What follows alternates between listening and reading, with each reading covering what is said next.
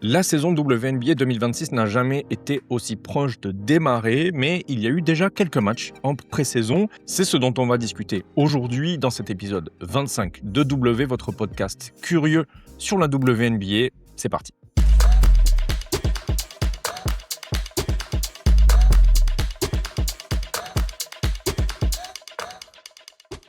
Hello à toutes et tous, lundi 4 mai, c'est la date de lancement de la nouvelle saison 2026 de WNBA. C'est la date. C'est la date. Je viens de m'apercevoir que j'ai enregistré tout l'épisode 25 en vous disant que la saison WNBA commençait lundi 4. C'est sérieux ça? Moi je suis un observateur sérieux en disant des choses comme ça? Moi, vous pouvez me prendre au sérieux maintenant avec ma chaîne? Hein? Quand je vous dis que la saison de WNBA commence le 4 alors qu'elle commence samedi prochain, et je vous demande de me prendre au sérieux? Bon, regardez quand même l'épisode, parce que l'épisode, c'est pas uniquement un calendrier, d'accord? Vous me pardonnez sur cette erreur majeure de calendrier. Vous me pardonnez et vous regardez l'épisode. Ok? Après, on parle du vrai contenu de l'épisode, quoi. On ne parle pas que de la date. Hein? Vous n'allez pas être 2000 en commentaire. De toute façon, au mieux, vous êtes 3 plus 4 fans des Aces qui vont râler que j'ai pas assez parlé d'eux. Et on ne parle pas de cette date de calendrier. On en parle.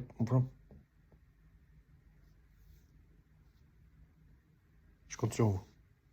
Merci. C'est la date de lancement de la nouvelle saison 2026 de WNBA, une saison qui personnellement me donne beaucoup envie de suivre à nouveau du basket après cette longue pause depuis septembre 2025. J'ai vraiment très hâte que ça démarre. Il y a quand même eu quelques matchs à se mettre sous la dent, des matchs évidemment de pré-saison, des matchs qui ne veulent pas dire grand-chose, mais des matchs qui nous ont donné des indications peut-être, notamment sur ce qui fera sur les terrains de WNBA chez certaines équipes. J'ai personnellement noté 5 faits. Et c'est ce dont je vais vous parler aujourd'hui dans cet épisode. 5 faits que j'ai trouvé marquants sur cette pré-saison, 5 faits qui sortent un petit peu de ce qu'on a vu globalement dans les équipes qui ont joué cette pré-saison.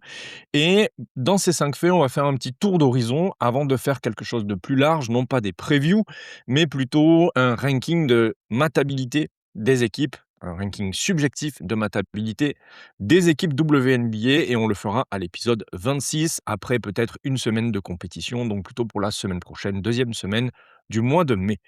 On va attaquer ces 5 faits dans cet épisode numéro 25 de W. Je vous laisse vous abonner à cette chaîne. Évidemment, on est peu nombreux, mais on est tous très fans de WNBA. C'est très cool parce qu'il y a vraiment un mouvement d'adhésion autour de cette ligue et de ce qui se fait sur les terrains et en dehors. En ce moment, sur le territoire, disons, francophone, dans la francophonie de manière générale, particulièrement, je trouve, en France.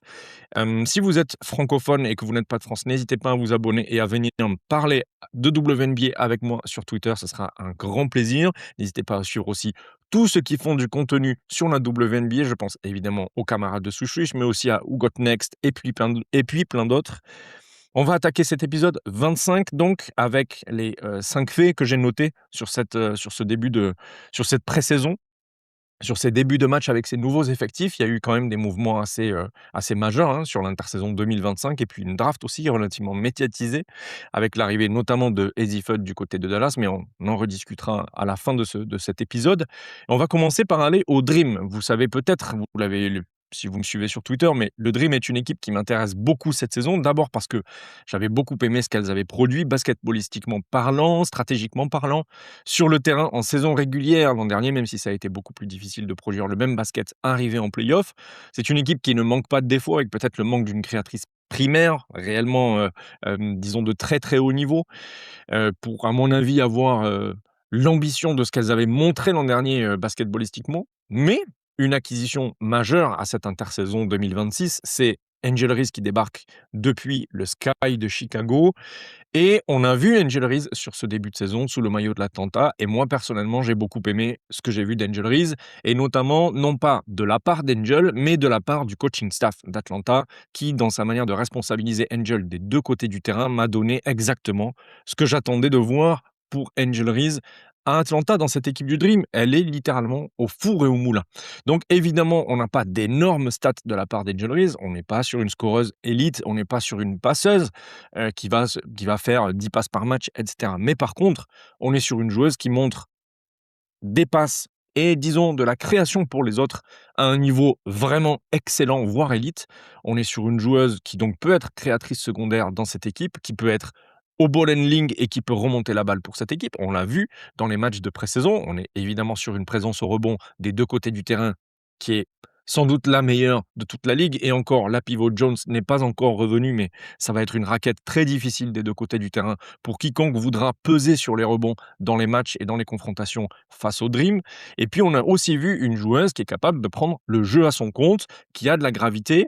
Et du côté défensif, j'ai beaucoup aimé son utilisation presque en romeuse, capable de revenir vers la peinture pour contrer ou en tout cas être un second rideau défensif et empêcher l'accès au cercle trop facile. J'ai trouvé ça hyper intéressant parce qu'en fait, les qualités d'Angel Reese sont extrêmement horizontales et variées. C'est une joueuse qui n'est pas unidimensionnelle, qui a beaucoup de choses à apporter. Et même si on se concentre beaucoup sur sa finition ou sur son rebond, c'est aussi une joueuse qui a des qualités basketballistiques énormes à tout point de vue. Et j'aime beaucoup cette défense de second rideau qui est proposée du côté du Dream avec Angel Reese dans ce roaming dans la défense en second rideau. J'aime aussi beaucoup le fait qu'on compte sur à la fois sa connexion, c'est-à-dire être à la réception d'une passe et faire très rapidement une seconde passe qui permet d'accélérer le jeu, d'accélérer et d'accentuer la séparation créée par la porteuse de balle primaire, quelle qu'elle soit. Alisha Gray sans doute en tête d'ailleurs. Et puis, j'aime aussi simplement juste le passing et la création autonome d'Angel Reese en utilisant la gravité des autres joueuses du Dream, et particulièrement d'Alisha Gray. On va avoir une Angel Reese qui aura des lignes de drive et des lignes soit de finition au cercle un petit peu plus faciles que ce n'était le cas du côté du Sky, avec un manque de spacing et donc des raquettes trop remplies. Là, on va avoir un vrai spacing du côté du Dream, particulièrement, et je trouve ça particulièrement intéressant, si on a Teina Paopao qui a des minutes avec Angel Reese, puisqu'on aura enfin une shooteuse sur ce poste 1 capable de réceptionner sur les kick-out d'Angel Reese, ou en tout cas de créer de l'espace et d'étirer les défenses adverses pour que Angel puisse profiter de ses lignes de drive. Et c'est une bonne driver, voire une très bonne driver, Angel Reese, donc j'ai vraiment hâte sur le début de saison, sur disons les 50 premiers pourcents de matchs qui vont être joués par le Dream, de voir comment Angel va être utilisé. J'attends beaucoup de cette équipe du Dream. Donc j'ai vraiment hâte. C'est pour moi le fait qui m'a le plus plu, à égalité avec un autre dont on va parler en 3. Et on va s'intercaler quelque chose qui, là, pour le coup, me fait douter de mon plaisir à suivre l'équipe en question, me fait questionner les choix de coach, mais aussi me fait prendre un peu de recul et me dit que c'est peut-être une stratégie médiatique sur ce qui a été déclaré. Je coupe rapidement le suspense de ce point numéro 2 des faits qu'on aborde dans ce podcast numéro 25. C'est Cameron Brink annoncé comme sortie de banc par le coaching staff des Sparks à Los Angeles. Ce que j'ai vu sur cette pré-saison, c'est qu'on retrouve une Cameron Brink à la hauteur de toutes les promesses qu'elle avait tenues en étant la plus grande prospect de l'histoire du basket du côté défensif du jeu. On est vraiment sur un monstre défensif, élite à tout point de vue en défense, capable de tout faire sur un terrain, du switch, du roam, de la défense de panier en secondaire, de la défense primaire, évidemment de la contestation de tir, des blocs, bien sûr, même si c'est pas forcément quelque chose d'extrêmement important dans la défense, une dissuasion phénoménale. Personne ne veut rentrer dans la raquette quand Cameron Brink est dans le coin, qu'elle soit au marquage de la pivot adverse ou qu'elle soit en roaming.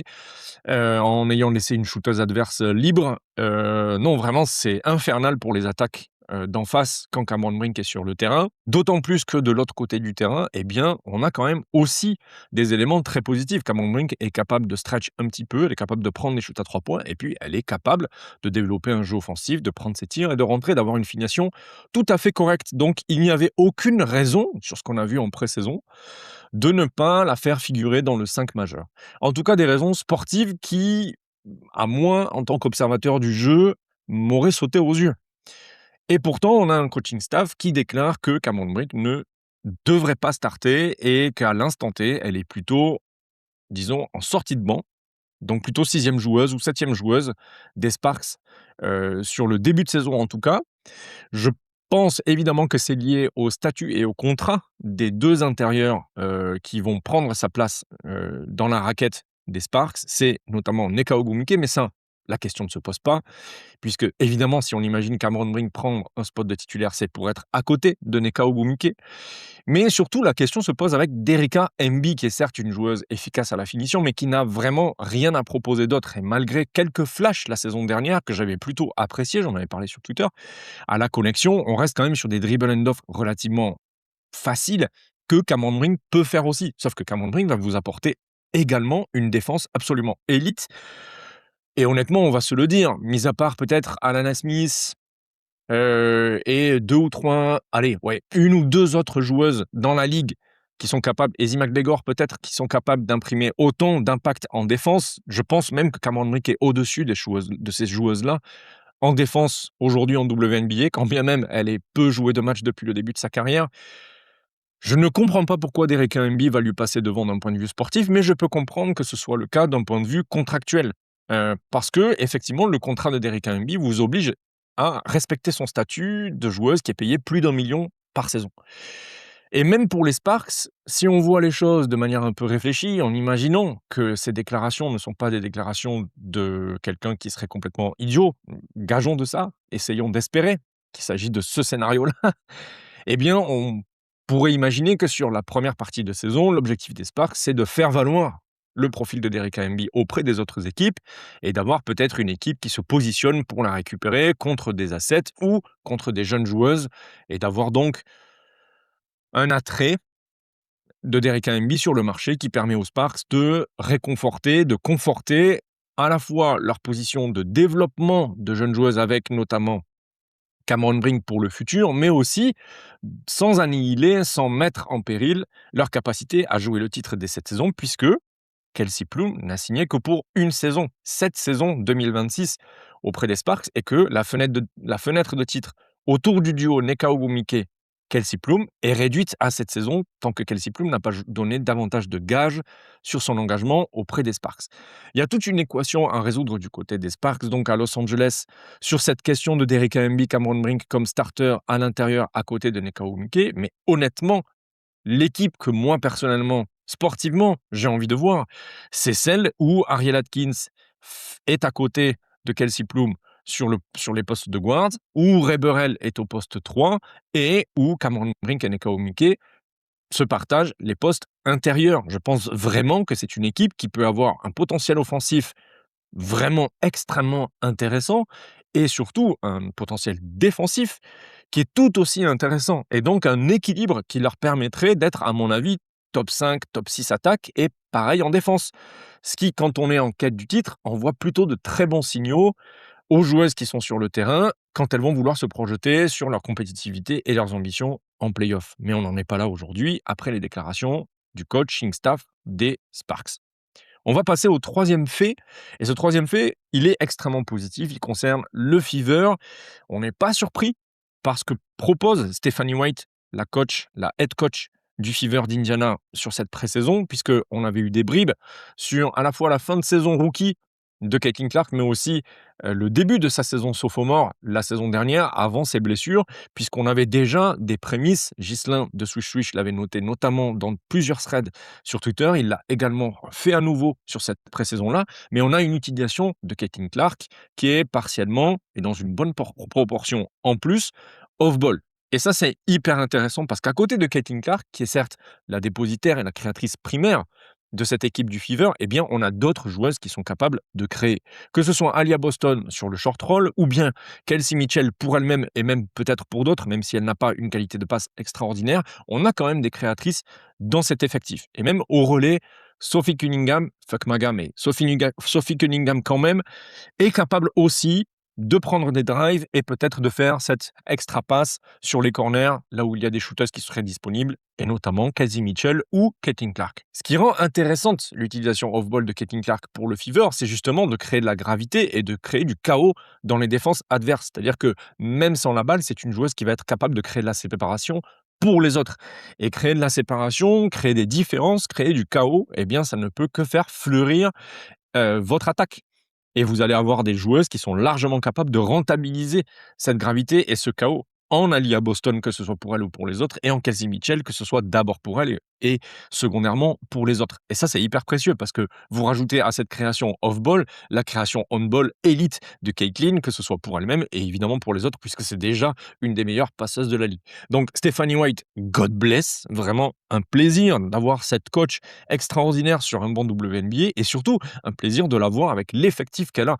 Parce que les idées qu'elle nous donne depuis déjà au moins 2 saisons et demie, ben moi franchement, une équipe du Fever en forme cette saison-là, je vais suivre ça avec beaucoup, beaucoup d'attention parce que le plaisir de regarder cette équipe développer le jeu que Stephanie White promet de développer, eh ben, franchement, ça va être excellent. Je suis sûr que ça va être excellent et je croise les doigts et je prie pour qu'il n'y ait pas de blessure majeure du côté du Fever, que je vois évidemment comme un des favoris cette saison et je pense vraiment qu'elles ont l'effectif pour faire quelque chose cette saison. Il y a d'autres favoris, on en discutera beaucoup plus tard, ça sert à rien de parler des favoris en début de saison, il faut quand même voir un peu de rythme, et cetera. Moi, en tout cas, ça m'amuse pas de parler des favoris sur cette saison, même si d'autres le font très bien, ils ont une meilleure connaissance de la ligue que moi. Je pense à des podcasts, anglophones ou des podcasts francophones. Je vous rappelle également que les camarades de Swish Swish dont je parle souvent ici et dont je parlerai toujours ici, font des previews sur leur site. Allez les consulter, il y a des previews par équipe qui sortent un petit peu tous les jours. Et puis, vous avez également les brunchs.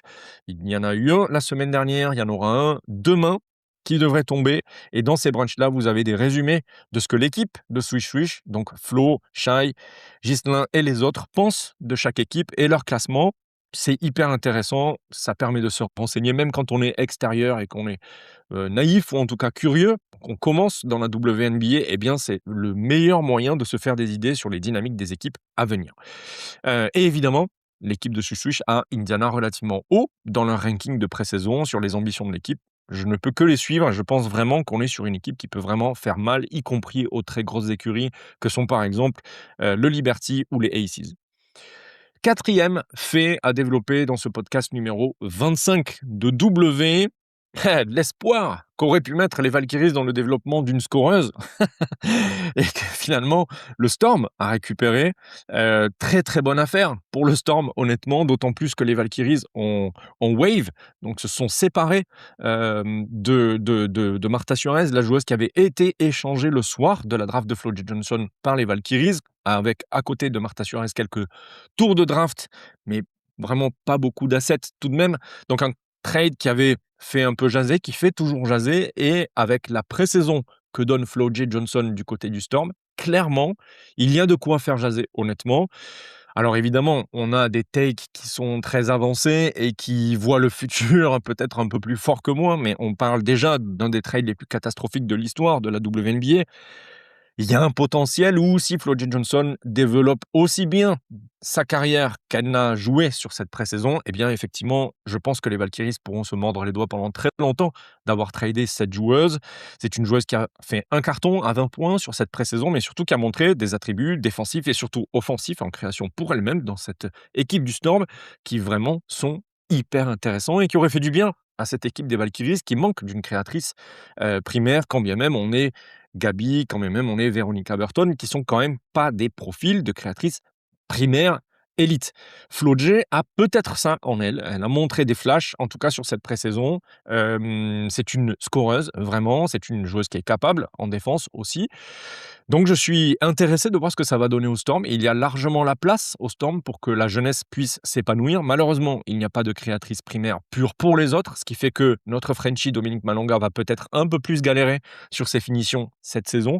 Mais on va surveiller Flo J parce que vraiment une joueuse hyper intéressante et on veut juste savoir si les Valkyries, à la fin de la saison, ne vont pas se mordre les doigts d'avoir fait ce trade. Et je pense que, à mon avis, si Flo J confirme, clairement, les Valkyries se mordront les doigts à la fin de la saison. Ça va être intéressant à suivre. Et ça donne surtout quelque chose à regarder du côté du Storm, parce que le ménage réalisé par le Storm cet été, clairement, alors que vous le savez, si vous avez suivi cette chaîne sur la saison dernière, j'étais vraiment très enthousiaste sur l'équipe du Storm de Seattle pendant les premiers 50% de la saison 2025, notamment parce qu'il y avait un jeu qui était proposé, qui était vraiment cool, autour de Gabby Williams à la collection, de la défense de Gabby Williams et Daisy McGregor. Il y avait vraiment beaucoup trop de choses qui me plaisaient dans cette équipe. Le ménage a été fait, Gabby est aujourd'hui du côté des Valkyries, Skylar Diggins-Smith est du côté du Sky à Chicago. Et puis vous avez Nneka Ogwumike aux Sparks et Ezi McGregor qui a encore signé ailleurs. D'ailleurs, j'ai oublié où elle avait signé. Non, elle est toujours au Storm. Elle est toujours au Storm avec un contrat max. Heu, Très bien pour le Storm d'avoir conservé Ezi, mais on va sans doute vouloir développer Dom, on va vouloir développer les jeunes. Et donc, on a Flo J et Dom qui, à mon avis, vont être des attaquantes qui auront des paniers à mettre pour le Storm. Pour que le Storm ne soit pas trop ridicule en attaque, il n'y a pas beaucoup de matériel à la création, malheureusement.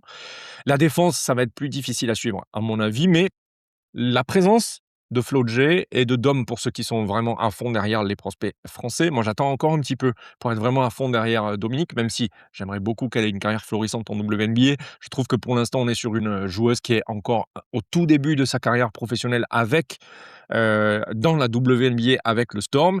Je pense qu'il y a des choses à développer, mais qu'on verra Dominique vraiment performer à l'entrée de son potentiel max, d'ici 1 ou 2 saisons. Il y a encore beaucoup de temps pour développer Dominique, donc no rush de mon côté sur Dominique.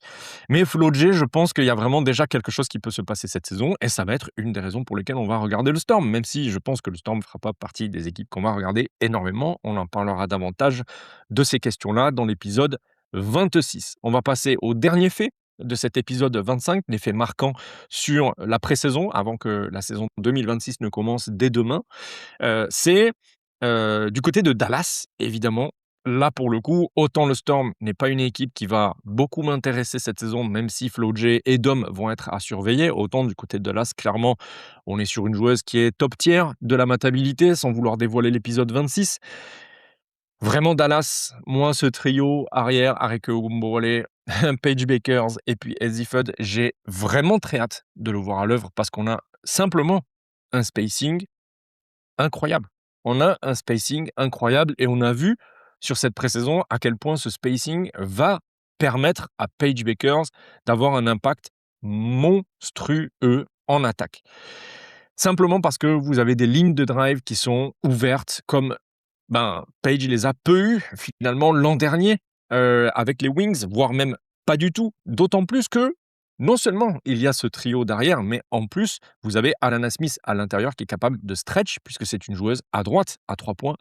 Et donc, on a vraiment toute la zone à l'intérieur de la ligne des 3 points qui est ouverte pour les drivers et on va avoir clairement beaucoup de systèmes en 5-out qui vont être développés, je pense, du côté des Wings. J'ai vraiment très très hâte de voir ça pour Paige, mais aussi pour Arike Ogunbowale qui sort d'une saison vraiment très mauvaise avant sa blessure à l'adresse au tir avec les Wings en 2025. Donc j'ai hâte de voir le rebond d'Arike Ogunbowale avec Paige Bakers et Eddie Fudd. Et puis j'ai hâte de voir Eddie Fudd, l'ancienne partenaire de Paige Bakers à Yukon, qui l'a rejoint aux Wings. Je pense que vraiment ce duo va produire dès cette saison, dès la saison rookie d'Eddie Fudd, quelque chose de très très positif en attaque. Je pense qu'on va être sur une des plus belles attaques et sur une des attaques les plus florissantes et les plus productives de la WNBA cette saison. Et honnêtement, je ne suis pas certain que ce soit une hot take. Je pense que c'est une take que vous retrouverez chez d'autres observateurs. Je pense d'ailleurs qu'on est plutôt sur un consensus et que je ne prends pas de risque en disant ça.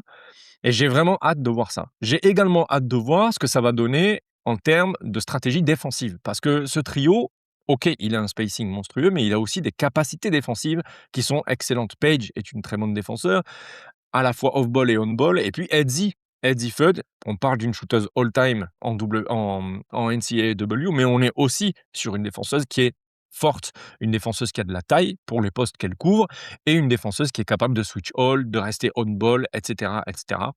Moi, ça me plaît beaucoup ce que Dallas est capable de faire. Et ce qui me plaît encore plus, c'est qu'on est sur la dernière équipe du classement 2025 en WNBA et que l'upside cette saison, en fait, il est incroyable. C'est-à-dire que vraiment, on est sur une équipe qui est capable de se situer entre la 3e position de WNBA au classement à la fin de la saison et la 6e, voire même la 7e si les choses ne tournent pas rond du côté des blessures. Mais en fait, l'upside entre la dernière place 2025 et la place que vont occuper les Wings à la fin de saison 2026, il est hyper intéressant à suivre parce qu'on est vraiment sur un up top, vraiment, vraiment top. Donc moi j'ai très très hâte de la saison des Wings. Je suis très attiré par cette équipe. Je pense qu'aujourd'hui, si je devais vous donner l'équipe que je vais le plus suivre cette saison, je pense que ce seront les Wings. Je pense que ce seront les Wings de Dallas.